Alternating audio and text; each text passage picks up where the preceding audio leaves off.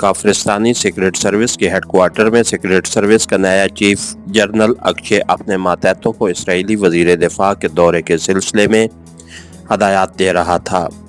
Secret service के तमाम senior और जूनियर मेंबर्स पूरी तवज्जो से उसकी बात सुन रहे थे।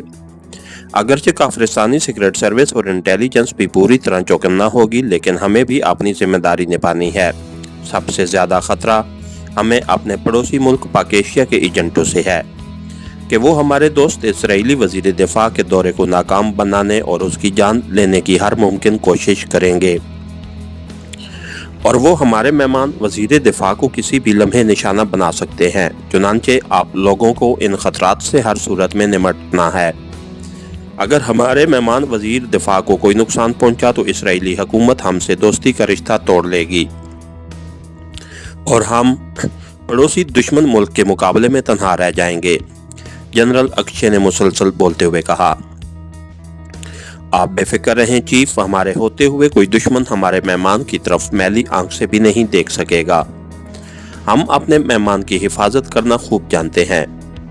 मेजर कालीदास ने बड़े जोशीले लहजे में कहा, मुझे यकीन है मेजर, इसीलिए तो मैं आप लोगों को ये फर्ज सौंप रहा हूँ कि आप लोग नाकाबिल शिकस्त और आहनी अज़म के मालिक हैं और देश को आप पर फख्र है। जनरल अक्षय ने सर हिलाते हुए कहा, भगवान ने चाहा तो हम ये एजाज बरकरार रखेंगे चीफ। कैप्टन गोपाल ने कहा, मैं इस वक्त और इस मौके पर तुम सब लोगों को मेजर कालीदास की कमान में देता हूँ, इसलिए नहीं कि ये तुम लोगों में सीनियर है, बल्कि मेरे नज़दीक तुम सब लोग यकसां तौर पर मुल्क के वफादार और वतन की मोहब्बत से सरशार हो। लेकिन तुम सब मेजर कालीदास की बेपनाह सलाहियतों से बखूबी वाकिफ हो और ये भी जानते हो कि मेजर कालीदास दुश्मन एजेंटों के लिए किस कदर खौनखार दरिंदा साबित होता है। जनरल अक्षय ने कहा, वाकई सर, बाज़ औकात तो खुद हमें भी उनसे खौफ आता है।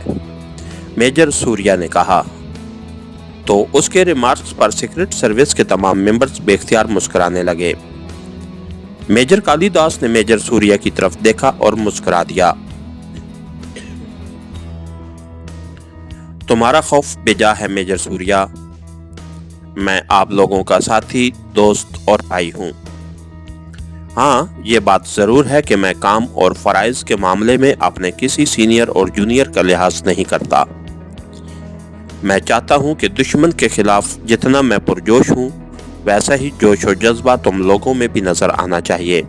मेजर कालीदास ने कहा, आप बेफिक्र रहें सर, दुश्मन के मुकाबले में आप हमें सबसे आगे पाएंगे। एक और मेंबर ने मुस्कुराते हुए कहा, बहरहाल आप सब लोगों को मेजर कालीदास से ताउन करना है और उनकी हदायत पर पूरा अमल करना है। उम्मीद है तुम लोग उसे शिकायत का मौका नहीं दोगे। जनरल अक्षय ने बात खत्म करते हुए कहा और उसके साथ ही मीटिंग के इख्तिताम का इशारा कर दिया तो तमाम मेंबर्स खड़े हो गए।